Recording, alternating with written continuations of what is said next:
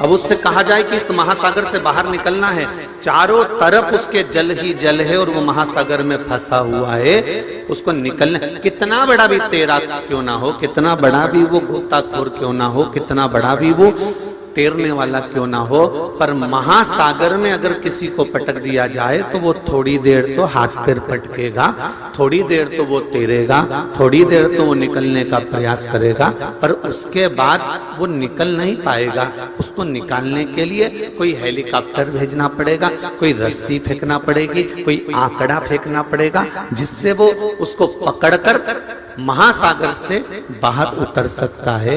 जैसे महासागर में फंसा हुआ व्यक्ति कितना भी अच्छा तैराक क्यों ना हो, अच्छा गोताखोर क्यों ना हो, पर वो महासागर को पार नहीं कर सकता, उसी तरह संसार सागर में आने के बाद तुम कितने बड़े भी विद्वान क्यों ना हो, कितने बड़े भी धनी क्यों ना हो, कितने बड़े भी पैसे वाले क्यों ना हो, और कितने बड़े भी विद्वान से विद्वान क्यों ना हो, जब तक परमात्मा का हेलीकॉप्टर नहीं आता, ज्ञान रूपी परमात्मा का जब हेलीकॉप्टर आता है और भक्ति की डोरी बांध कर ले जाता है, तब जाकर हम निकल पाते हैं।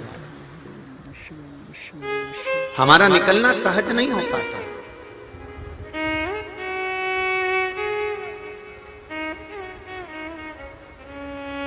हमारा निकलना सरल नहीं है इस भव सागर से, संसार सागर से। मैंने तेरे ही भरोसे ओ बाबा, तेरे ही भरोसे हवा बिच उड़ती जावांगी, बाबा डोर हथो छठी नाम कटी जावांगी। भोले मैं तेरी बदन, शंभो मैं तेरी बदन। भगवान शिव की कथा कर रहे हैं। आप संसार में कितना भी अच्छा, कितना भी ज्ञान प्राप्त कर लो, कितना भी धन प्राप्त कर लो, कितना भी वैभव प्राप्त कर लो, कितनी भी सत्ता प्राप्त कर लो, कितना भी आनंद आप प्राप्त कर लो, पर शिव महापुराण की कथा कहती है जब तक आप शंकर के चरणारविंद की भक्ति प्राप्त नहीं करते, तब तक इस भव सागर से तर नहीं सकते। ये निश्चित है। इसे तरने का तरीका ही शिव कथा। सारी समस्या का हल जरा जम के तो बोलो, एक लोटा जल।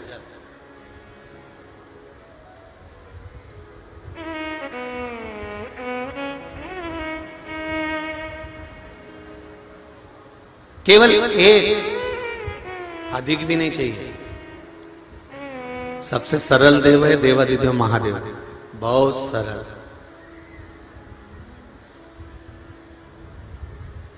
घर में से निकलने का एक रास्ता होता है, उसका कारण यह होता है कि आसपास के सारे खिड़की दरवाजे बंद कर दिए जाते हैं, जिससे कोई चोर, कोई गलत व्यक्ति अंदर प्रवेश ना कर जाए।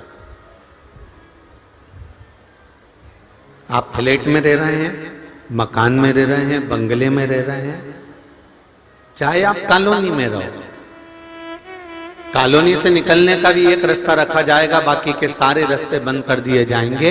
घर में भी बहुत रास्ते बनते हैं, पर सारे रास्ते बंद कर कर एक रास्ता चालू रहता है कि इस रास्ते पर जाओगे तो बाहर निकल जाओगे। एक रास्ता।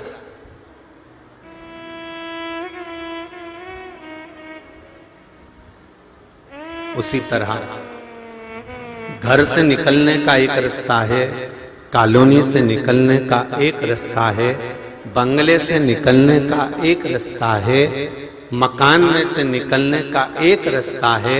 उसी तरह ये संसार सागर से निकलने का शिव महापुराण एक रास्ता है जो हमको बाहर निकाल देता है कि चलो अब इससे बाहर निकलना है, अपने को बाहर जाना।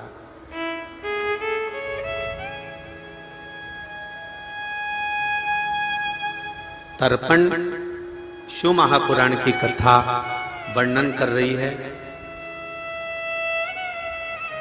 एक देवराज नाम का ब्राह्मण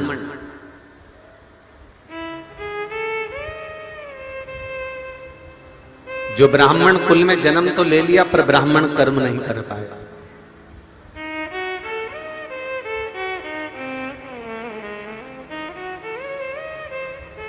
अपने कर्म से वंचित रहा।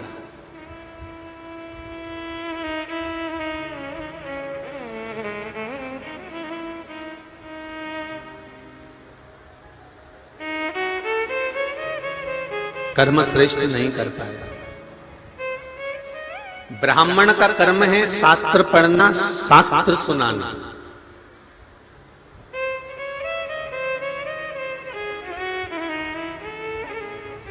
ब्राह्मण होकर यदि वो निंदा में लगा हुआ है,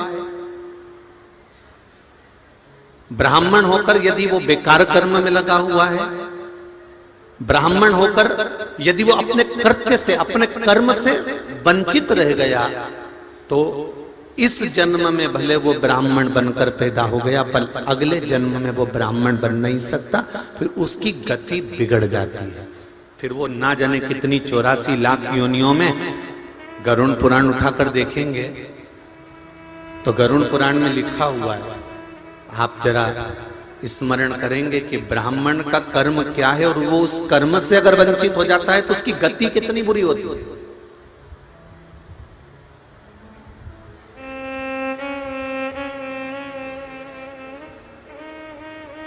ब्राह्मण कर्म में, ब्राह्मण के घर में जन्म ले लेना, ब्राह्मण की योनि को पा लेना, ब्राह्मण कर्म कर लेना, ब्राह्मण कर्म करते करते अगर हम किसी की निंदा में, किसी के लिए अपशब्द, किसी के लिए गाली, आड़ा टेढ़ा संबोधन या किसी के मन को ठेस पहुंचे, अगर ऐसा शब्द हम बोल रहे हैं तो उसके लिए श्रेष्ठता नहीं है।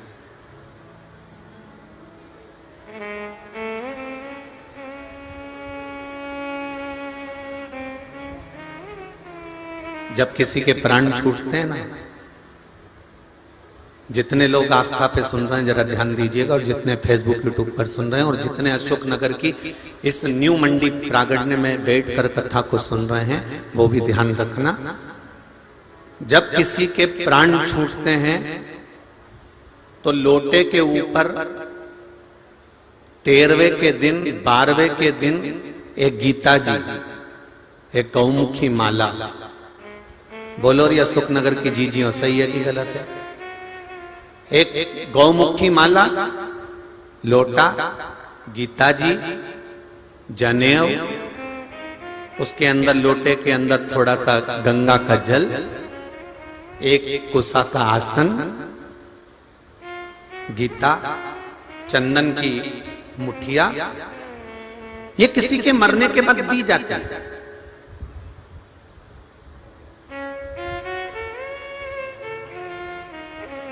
किसको देते हैं? जो 12 ब्राह्मण, जो 13 ब्राह्मण जो हमारे घर में भोजन करने के लिए आए हैं, किसी के जाने के बाद, किसी के प्राण छूटने के बाद जो ब्राह्मण को हम भोजन करा रहे हैं, उनको हमने गीता जी दी, उनको हमने गौमुखी माला दी, उनको हमने चंदन की मुठिया दी, उनको हमने एक लोटा दिया, हमने उनको एक आसन दिया, हमने एक उनको यज्ञोपवीत दिया।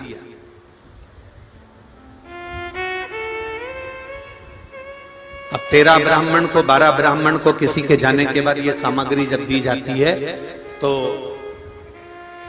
किसी ब्राह्मण से पूछना कि ये सामान प्रत्येक मरने वाले के बाद ये 12 ब्राह्मण को या 13 ब्राह्मण को ये क्यों दिया जाता है, जिसको पद कहते हैं, ये क्यों देते हैं, इसका कारण क्या है,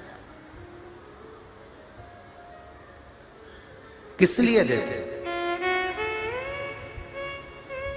अगर आप ब्राह्मण देवता से पूछेंगे तो वो कहेगा कि जिसके घर का मृत्यु के बाद का हमने अन्न भाग ग्रहण करा है, 12वें का या 13वें का हमने भोजन ग्रहण करा है, उस भोजन को ग्रहण करने के बाद ये माला, ये गीता हमको इसलिए दी गई है कि जिसका हमने भोजन ग्रहण करा है, कम से कम उसकी 51,000 गायत्री का जाप करेंगे, तब जाकर हमने जो भोजन ग्रहण करा है वो भोजन हमारे शरीर में पच पाएगा और उस जीव को तर पाएगा।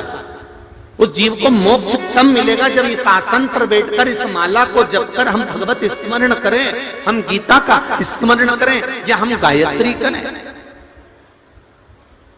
पर जितने ब्राह्मण 12वें का भोजन करने के बाद जाते हैं, 13वें का भोजन करने के बाद जाते हैं, उनसे निवेदन करूंगा कि कितनी देर बैठकर हम माला जप पाते हैं, कितनी देर बैठकर हम गायत्री का स्मरण कर पाते हैं, कितनी देर बैठकर हम गीता का स्मरण कर पाते हैं, कितनी देर बैठकर हम भगवत चर्चा कर पाते हैं, कितनी देर बैठकर हम भगवत नाम ले पाते हैं, कितनी देर।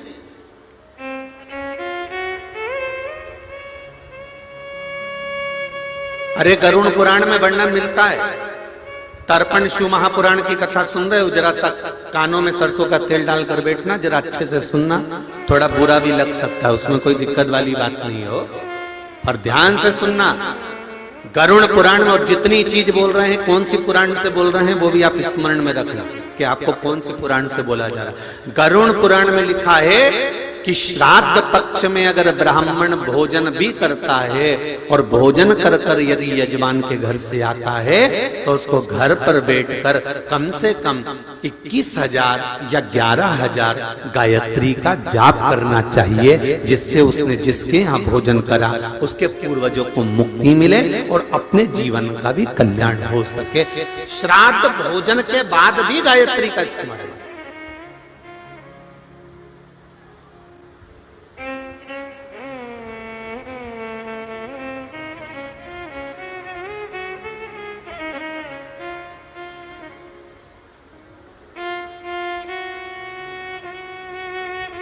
हम कितनी गायत्री कर रहे हैं, हम कितना भजन कर रहे हैं, हम कितना मंत्र जाप कर रहे हैं, हम कितना स्मरण कर रहे हैं।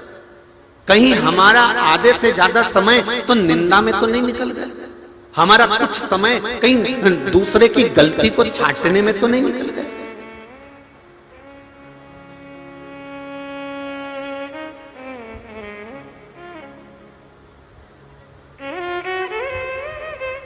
गौतम बुद्ध से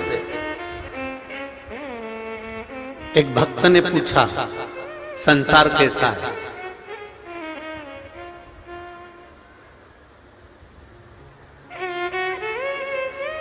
गौतम बुद्ध से एक भक्त ने पूछा संसार कैसा है, तो गौतम बुद्ध ने एक सफेद कागज बुलवाया, एक शीट बिल्कुल व्हाइट कलर की एकदम सफेद शीट को बुलवाया और गौतम बुद्ध ने एक डंडी को तोड़कर उस डंडी में से काजल की एक बिंदी छोटी, बिल्कुल छोटी, उस सफेद शीट पर, उस सफेद कागज पर लगा।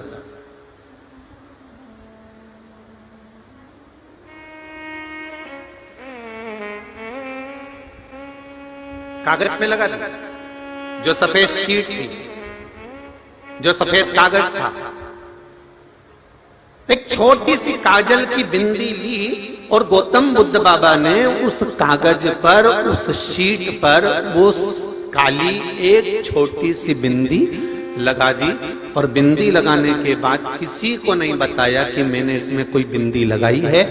गौतम बुद्ध बाबा से पूछा गया संसार कैसा है, तो गौतम बुद्ध बाबा ने किसी को नहीं बताया कि इसमें कोई काजल सी बिंदी लगी है।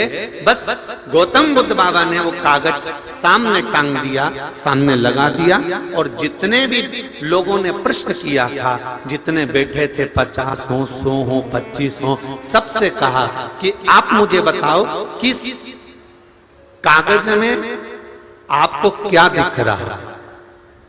सबने एक स्वर में बोला इस कागज में एक काली बिंदी नजर आ रही।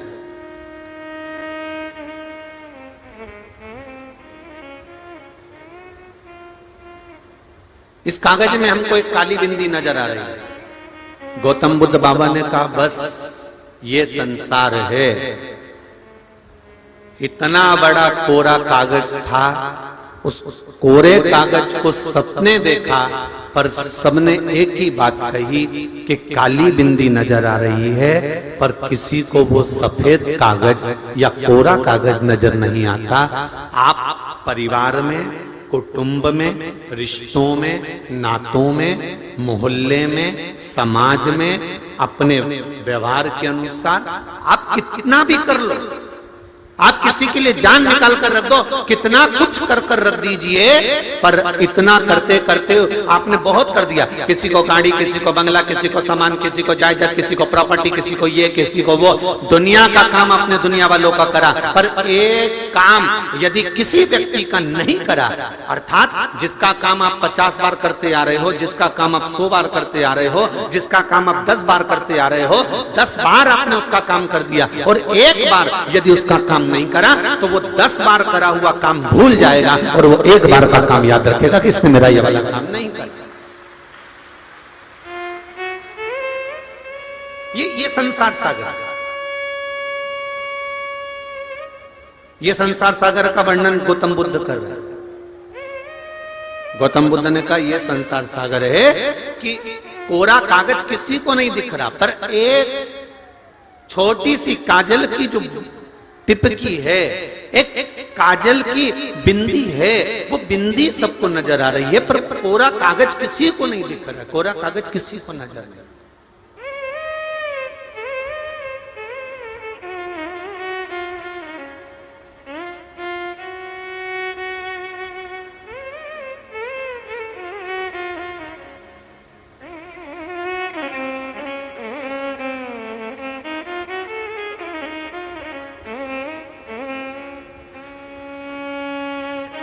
वो कोरा कागज की अंदर जो बिंदी है वो देखना सबको दिखा, पर कोरा कागज, गौतम बुद्ध कहते हैं इतना बड़ा कागज था, किसी को तो कह देना था कि इतना बड़ा कागज कोरा है, पर वो कोरा नहीं दिखा, सबको वो बिंदी नजर आई। उसी तरह ये संसार है, आप कितना भी अच्छा कर दो। एक बुजुर्ग माँ, एक माता अपने बेटे को, 4 बेटे हैं, 3 बेटे हैं, 5 बेटे हैं, बुजुर्ग माता उन 5 बेटों को, 4 बेटों को बराबर का दूध पिलाती है।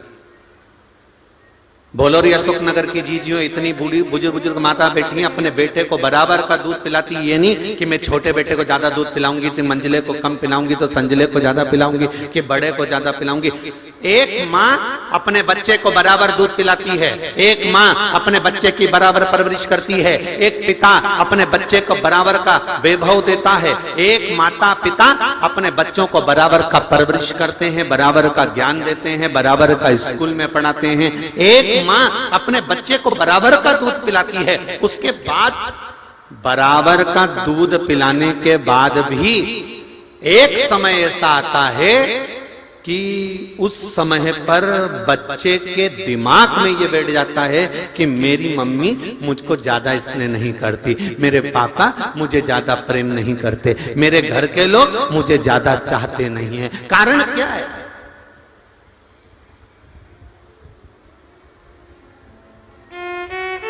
और बच्चों में भेद नहीं होता, भाई भाई में कभी भेद नहीं होता साहब। भाइयों में तो इतना प्रेम होता है कि एक के लिए एक अपनी जान निकाल के रख दे।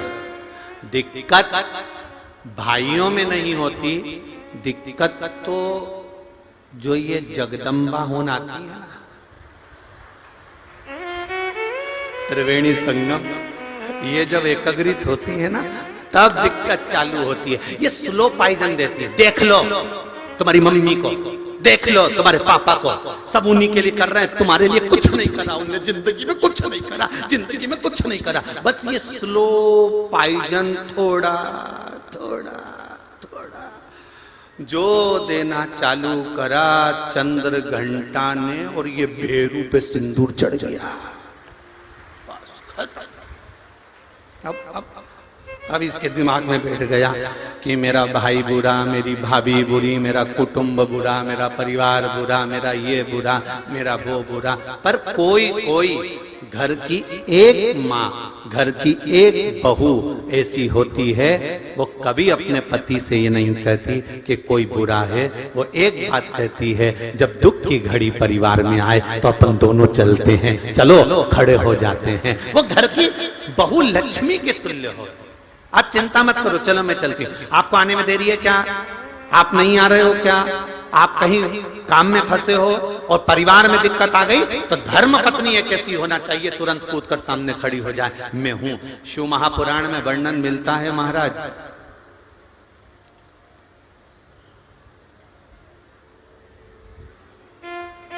एक बार भगवान शंकर माता पार्वती को लेकर घूमने के लिए निकले थे।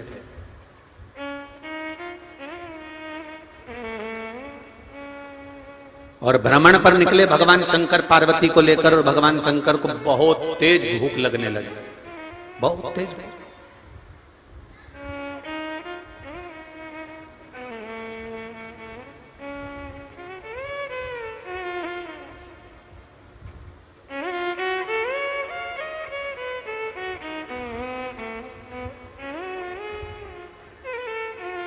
आप लोग आराम से बैठो, हम समझ रहे हैं। कल आप लोग जो पीछे बैठ रहे हैं, ये व्यासपीठ जो है बराबर में हो गई है, इसलिए दिख नहीं रहा है। हम भी जान रहे हैं, कल आदरणीय सांसद महोदय जी से कहकर हम समझ रहे हैं, आप चिंता मत करो। हम जान रहे हैं कि आप लोगों के मन की जो दशा है, लगभग जहां तक ये पीठ है इससे थोड़ा ऊंचे पर इसको रखिए, तो पीछे जितने भी इधर उधर बैठ रहे हैं इनको तकलीफें हो रही है थोड़ा देखने में। हम जान गए हो, टेंशन ना लीजिए। हर हर महादेव। पर आज बैठो आप लोग आराम से, एक दूसरे के ऊपर पड़ी मत जाओ।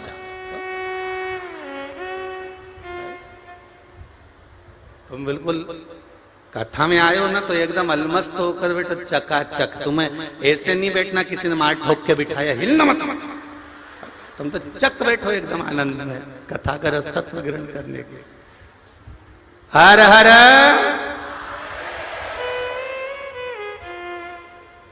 महाराज, मेरा ओघड़दानी, मेरा शिव, मेरा त्रिकालदर्शी, मेरा कैलाशी, मेरा अविनाशी, मेरा शिव, मेरा शंकर भ्रमण के लिए निकले हैं पार्वती जी के साथ। और शिव जी को बहुत तेज भूख लग रही है, बहुत तेज भूख।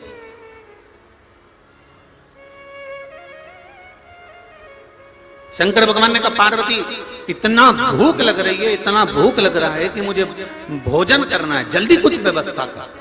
पार्वती जी ने कहा, प्रभु चलो कैलाश चलते हैं और हम भोजन बना देते हैं। पार्वती जी, तेरे हाथ का भोजन करते करते तो बहुत समय हो गया, आज मेरा मन है कि पृथ्वी पर भ्रमण पे निकला हूं, तो किसी के यहां यदि श्राद्ध हो रही हो तो मैं भोजन कर लेता हूं। 16 दिन श्राद्ध के चल रहे हैं और मैं भोजन कर लेता हूं। पार्वती जी ने कहा कि तुम ओघड़दानी, त्रिकालदर्शी, कैलाशी, अविनाशी शिव श्राद्ध का भोजन करोगे? श्राद्ध का भोजन? पार्वती जी ने जैसे ही कहा तो शंकर भगवान बोले कि पार्वती तुझे मालूम नहीं है शायद, जब किसी के भी घर में श्राद्ध होती है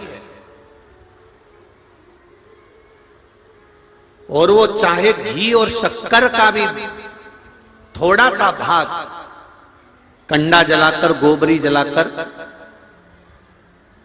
थोड़ा सा भी भाग अग्नि में छोड़ते हैं तो शिव जी कहते हैं सबसे पहला अंश पितरों के पास बाद में जाता है, पहला अंश मेरे पास आता है, फिर मैं उस अंश को पितरों के पास भेज देता।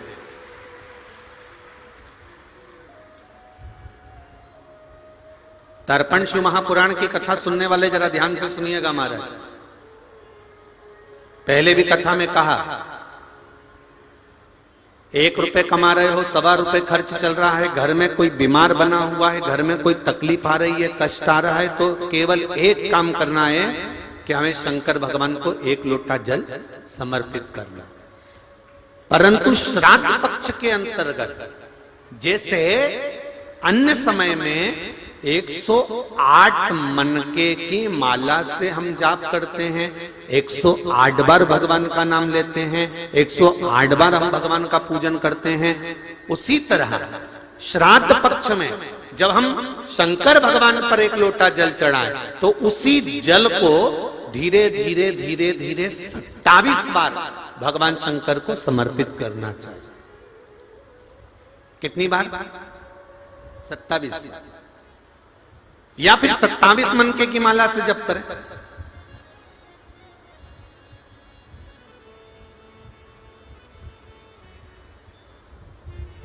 उसका फल क्या होगा? भगवान शिव अपने रूप रखकर इन पितरों को वो भाग देना चालू कर देते हैं। भूल से भी 16 श्राद्ध के 16 दिन में से एक दिन भी अगर हमने एक ही पानी का कलश, एक ही लोटा, ऐसा नहीं कि तुम्हें 27 बार पानी भर के चढ़ाना, लोटा एक ही है, कलश एक ही है, और उसको धीरे धीरे धीरे धीरे कर 27 बार छोड़ दिया जाता है। तो शिव महापुराण की कथा कहती है कि अगर रोज हमारे पितरों को, रोज हमारे पूर्वजों को अगर हमने तर्पण भी नहीं किया है, जल भी नहीं दिया है, और शंकर भगवान को 27 बार जल का भाग हम समर्पित करते हैं अपने पूर्वजों के लिए, तो हम नहीं भी दे पाए तो एक बार में पूरे 16 दिन का जल हम अपने पूर्वजों को प्रदान कर देते हैं।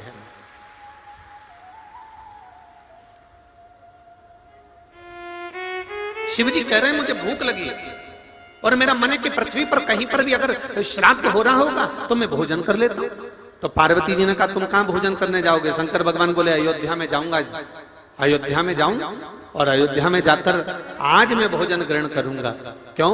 आज दशरथ जी के यहाँ पे श्राद्ध है, मैं जाता हूं।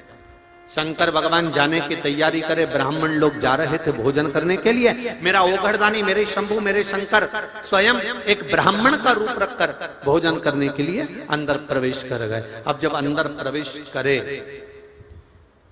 जैसे ही अंदर प्रवेश करे, सब जितने ब्राह्मण थे सब भोजन करने के लिए बैठे।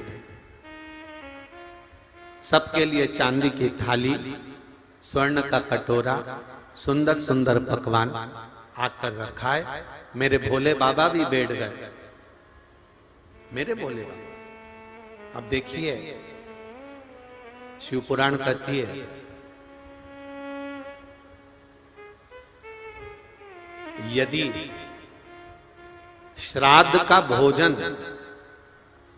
श्राद्ध पक्ष के अंतर्गत जो भोजन बनाया जाता है वो भोजन घर की बहू अगर बनाती है, घर की मां अगर बनाती है, घर की नारी अगर भोजन बनाती है, तो आधा भाग जो ब्राह्मण ने भोजन किया है वो आधा भाग का भोजन तो जिस ससुराल पक्ष में बेटी भोजन बना रही है उसके ससुराल के भाग को प्राप्त होता है, और आधा भोजन का फल बेटी के मायके वाले को प्राप्त हो जाता है कि उसने भोजन करा।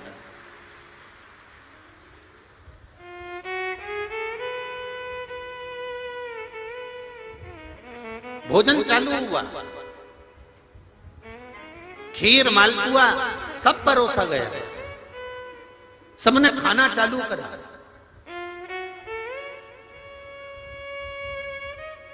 थोड़ी थोड़ी देर में ब्राह्मण भोजन कर कर उठना चालू कर दिए, पर मेरे देव अधिदेव महादेव जो जम के बैठे उठे नहीं।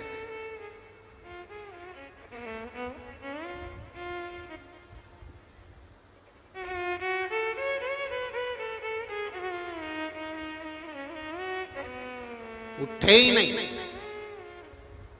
किसी किसी की आदत रहती है एक पंगत में काम नहीं चलता, 2-3 पंगत जरा जमदारी से लगाना पड़ती है। और अभी अभी तो यह बफेट चल गया, पहले के समय में तो पत्ते की पत्तल आती थी और उस पत्तल के पत्ते का ही दोना बनता था। बोलो री जी सही है गलत है? पत्ते का ही दोना, और वो दोने को भी टिकाने के लिए जब पंगत में जाते थे तो जेब में 2-4 पत्थर रख के लेके जाते थे कि रायते का दोना नहीं लुढ़क जाए। तो उस दोने को भी संभालने के लिए 2-3 पत्थर जेब में होते थे। जब रोटी खाने कहीं जाते थे, पंगत जिनने कहीं जाते थे शादी ब्याह में या कहीं नुक्ता मुक्ता में, तो जेब में पत्थर लेके जाते थे कि दोना रखेंगे। और साथ में अभी अभी तो ये सब कुछ ले जाना नहीं पड़ता, पहले तो प्लास्टिक का इतना बड़ा गिलास भी जेब में भर के लेके जाना पड़ता था कि पानी भी पीना पड़ेगा। और दोने को रखते, आसपास में पत्थर टिका देते और फिर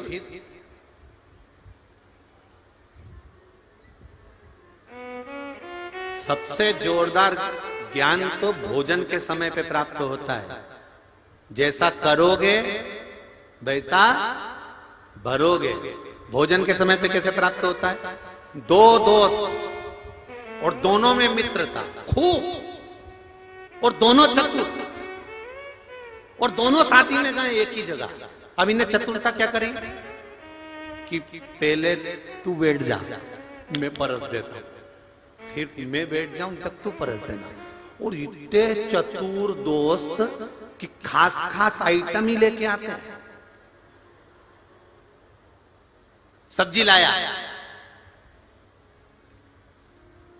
तरी तरी डाल डाल और उसने सब तरी तरी जोरदार उसके दोने में डाल दी। और फिर गुलाब जामुन लाया तो इशारे में, उन्हें जो इशारा करा दो का, उन्हें दो धर दी। अब देखो जैसे उसने खिलाया है ना, दोस्त ने जैसे दो गुलाब जामुन रखी, तरी रखी ने, जोरदार गरम गरम पूड़ी रखी ने, खोपरा पाक रखा ने, बालूशाही रखी, खूब जोरदार रखा। और ये अब खाने के बाद उठ गया। उठने के बाद अब उसकी बारी आई और उसकी बारी आई तो वो बैठा और वो बैठा और इतने में ये सही से नहीं परोसे तो फिर अगली बार कोई परोस, फिर इसकी बारी है कि ये अच्छे से परोस। शिव पुराण कर रही है। देवाधिदेव महादेव बैठे हैं, भोजन चालू है, भंडारा चालू है, श्राद्ध चालू है। और भोजन करने के लिए जब देवाधिदेव महादेव बैठ गए और भोजन चालू हो गया, और भोजन चालू होने के बाद माता केकई, सुमित्रा, कौशल्या सब भोजन में, सीता, उर्मिला, मांडवी, सुतकीर्ति सब भोजन में लगी हुई हैं और सब भोजन बना बना के दे रही हैं। माताएं परोस रही हैं, बड़े प्रेम से भोजन चल रहा है। भोजन चलते चलते चलते चलते चलते चलते सब उठ गए, पर महादेव नहीं उठे, नहीं उठे। इतनी देर में उर्मिला जी दौड़ कर आकर बोली सीता जी के पास, जीजी, ओ जीजी। जीजी बोली क्या बात है? सीता जी ने कहा उर्मिला क्या हो गया? उर्मिला जी बोली सब पंडित उठ गए पर एक पंडित बैठा है वो नहीं उठ रहा है। सीता जी बोली तू एक बार एक काम कर, पानी भर के ले जा और पूछो महाराज पानी पियोगे? तो फिर इतने में उर्मिला जी पानी लेके, प्रभु पंडित जी पानी। पंडित जी बोले हमारे यहाँ पानी एंड में पीते हैं।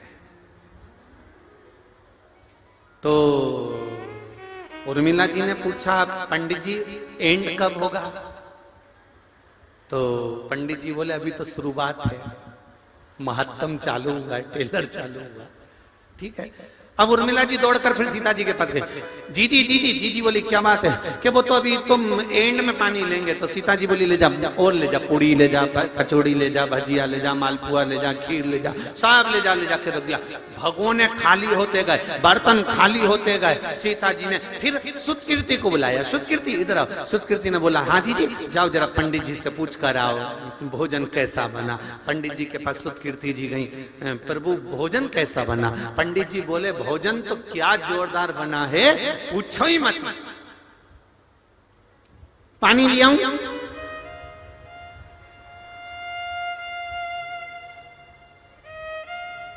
शंकर जी बोले एंड में ले ले, आखिर में। जैसे ही सुतकीर्ति जी अंदर गई, सीता जी ने पूछा उठ गया? सुतकीर्ति जी बोली वो तो अपन सबको उठा के उठेगा, कोई ऐसे उठने वाला है? अभी तो बैठा है। केकई मैया आ गई। केकई जी ने पूछा सीता तुम्हारे सिर पर पसीने की बूंद जमी हुई है,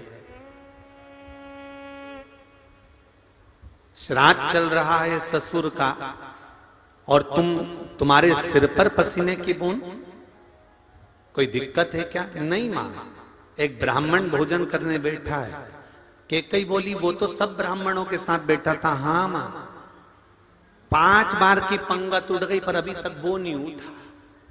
मां तो अब तो सवेरे का भोजन चल रहा है 10 बजे का, दोपहर की 2-3 बज गई, अब तो उठने वाला होगा, जाओ थोड़ा और दिया।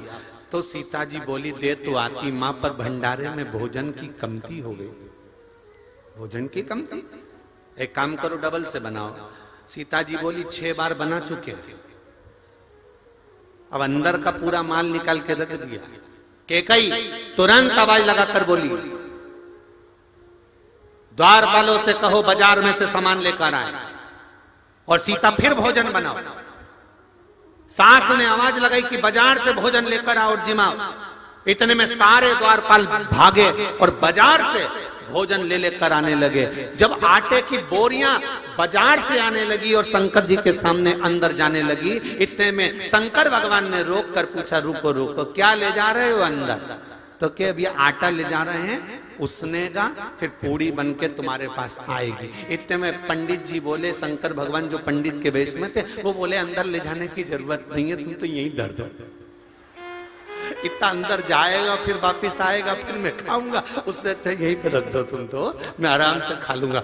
आटे की बोरी रख दी, बेसन की बोरी रख दी, मैदे की बोरी, रवे की बोरी, घी, तेल, शक्कर सब ला के रख दिया और भोलेनाथ जी खाना चालू कर दिया। खाते गए खाते गए खाते गए खाते गए, उठे नहीं। इतने में सीता जी की आंख में जल भर गई। कौशल्या जी ने पूछा, जानकी तुम रो रही हो? आज ससुर जी की यहाँ का श्राद्ध है और घर की बहू रोए, ये अच्छी बात नहीं है, तुम क्यों रो रही हो, क्या हुआ तुमको? इतने में सीता जी बोली, मां एक पंडित भोजन करने बैठा है तो उठ नहीं रहा, पानी का पूछो। सीता जी बोली, अब की बार मैं ही जाती हूं। सीता जी हाथ में जल लेकर पहुंची। ब्राह्मण देवता, अगर आपका आधा हो गया हो तो पानी थोड़ा सा पी लीजिए।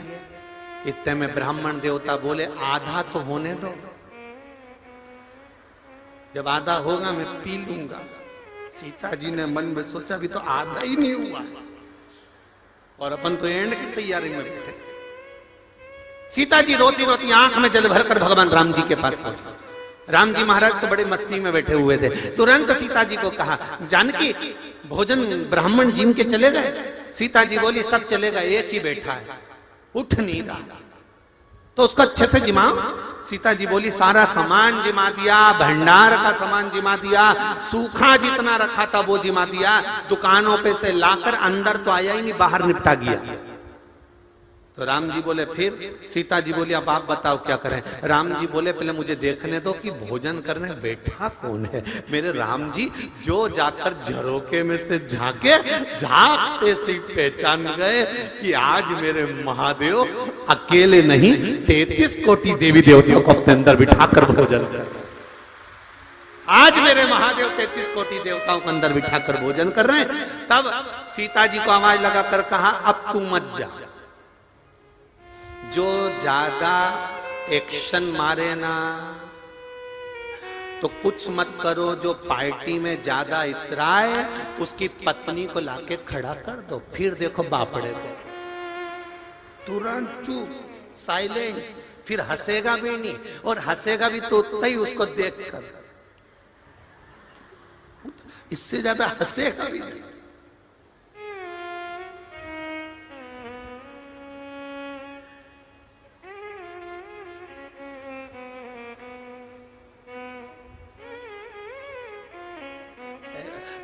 अंग्रेजी में पति को हस्बैंड कहते हैं, हस्बैंड।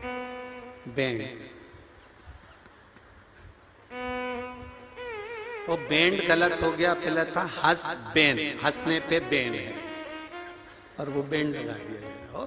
अब शिवजी को देखकर राम जी ने कहा, तू टेंशन मत ले सीता, रुक जा, अब तो रुक जरा, मैं अभी आमंत्रित करता हूं। और भगवान राम ने मां जगत जननी जगदम्बा माता पार्वती का आह्वान किया, हे मां पधारो, स्वामी भोजन कर रहे हैं और माता के बिना भोजन हो जाए ये श्रेष्ठता नहीं है।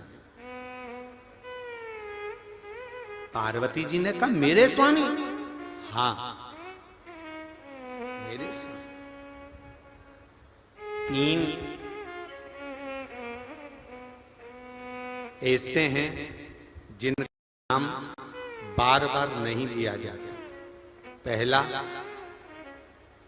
एक सौभाग्यवती नारी अर्धांगिनी पत्नी अपने पति का नाम बार बार अगर लेती है तो तिल भर उसकी उम्र घटती है और उसके शरीर में रोग प्रारंभ होता है।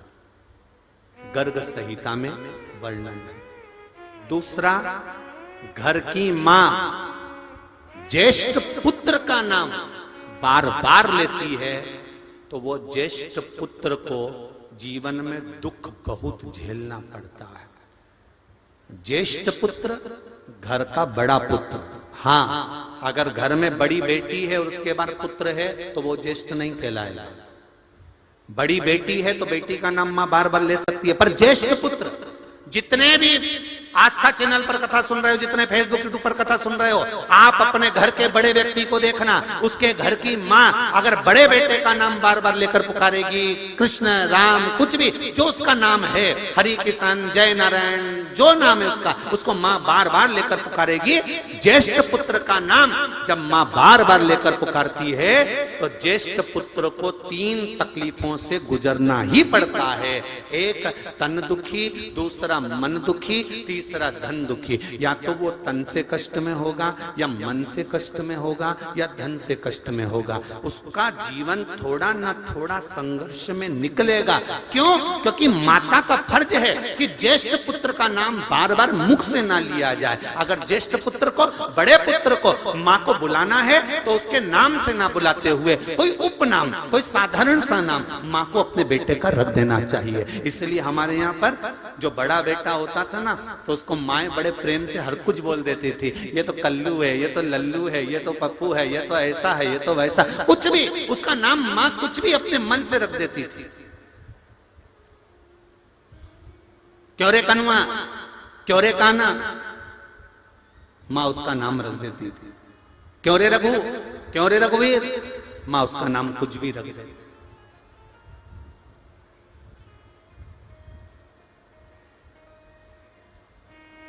पहला, सौभाग्यवती नारी अपने पति का नाम लेती है तिल भर उम्र गढ़ती। दूसरा, मां अपने ज्येष्ठ पुत्र का नाम बार बार ना ले, उसका नाम परिवर्तित कर दे। ये मेरा लाला है, नाम कुछ भी हो, ये लाला है, ये कान्हा है, उसका नाम चेंज कर दे, बदल दे।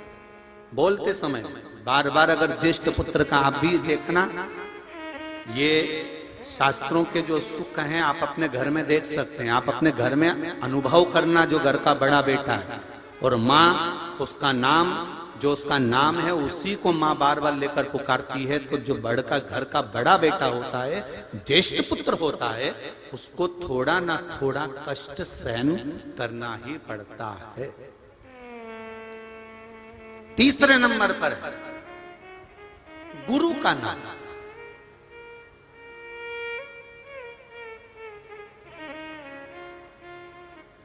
शिष्य गुरु के नाम का स्मरण अर्थात गुरु मंत्र का स्मरण करे।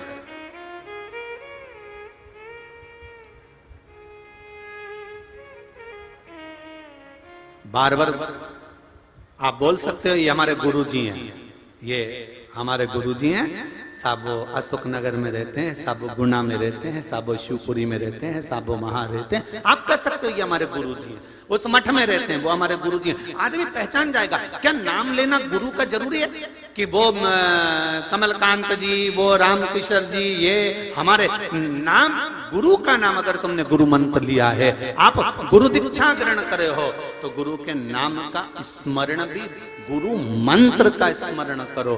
पर गुरु का नाम बार बार अपनी जिह्वा से नहीं कि मेरा गुरु तो ये नाम है, उनका ये नाम है, मेरे ये नाम है, ये नाम है, हरि कृष्ण नाम है तो जय नारायण नाम है तो राम कृष्ण नाम है। नहीं नहीं नहीं, वो मेरे गुरु हैं, बस गुरु पद मूल है, गुरु पद की मूल। पार्वती जी ने पूछा कौन? मेरे स्वामी। हाँ, मेरे स्वामी भोजन कर रहे हैं। हाँ, जैसे ही सुना पार्वती जी ने, और सुनकर माता पार्वती तुरंत कहती आप चिंता मत करो राघव जी, मैं अभी आती हूँ। और पार्वती मैया ने नाक में बड़ी सी नथनी पहनी, सुंदर मोती की लड़ लगी है, कानों में झुमका पड़ा है मेरी माता के, सिर पर लाल बिंदी बड़ी सारी, होठों पर लाली, नैनों में सुरमा, मस्तक पर गजरा, और माता के हाथों में सुंदर मेहंदी लगी हुई है, पाँव में महाबूब लगा हुआ है। मेरी माँ सुंदर टोकनी लेकर सामने खड़ी हो गई, और भोलेनाथ तो खाने में लगे थे, उनका ध्यान गया नहीं कि मेरे सामने कौन खड़ा है, और उन्होंने एक बड़ा सा लड्डू निकालकर चूरमे का शंकर जी की पत्तल में रख दिया। शिव जी ने जो लड्डू खाया, खाते से शंकर जी को लगा ये तो कोई पहचान वाला है।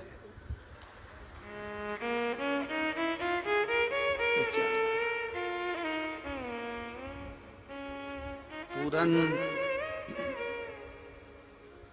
देखा तक नहीं कि कौन ने परोसा, उतनी देर में पहचान लिया।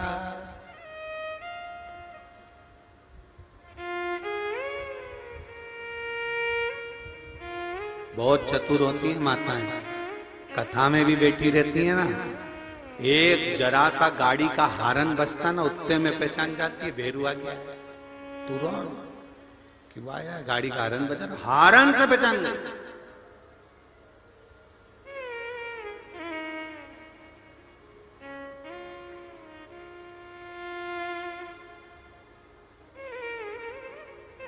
सबसे ज्यादा दिक्कत पहले की रामलीलाओं में बहुत आती थी। रामलीलाओं में पति भी जाता था, पत्नी भी जाती थी, और रामलीला होती थी रात की। अब पत्नी को टेंशन रहता था, दिख नहीं दिया। अब इसको अपना पति नहीं दिखे तो एक पर्ची लिख के भेज दे मंच पे, कालू सिंह तुम्हारी माताजी की तबीयत ज्यादा खराब है, तुमको घर पे बुला रहा। अब इसको दिख नहीं रहा था बहुत देर से, तो इसने पर्ची भेजी। पर्ची भेजी और मंच पे रामलीला वाले में एक माइक पकड़ के बैठता है, जैसे हमारा आशीष मूछ वाला, ऐसे वो चिल्ला, और उसने आवाज लगाई कि कालू सिंह तुम्हारे घर पे तुम्हारी माताजी की तबीयत खराब है। इतनी देर में कालू सिंह उठा और इसने देख लिया है, तो इसने दूसरी पर्ची भेज दी, माछी हो गई है। दूसरी पर्ची बैठे, वो दिख नहीं रहा, बस उतनी देर में तो दिख गया। अब पार्वती मैया ने एक चूरमे का लड्डू बड़ा सारा शिव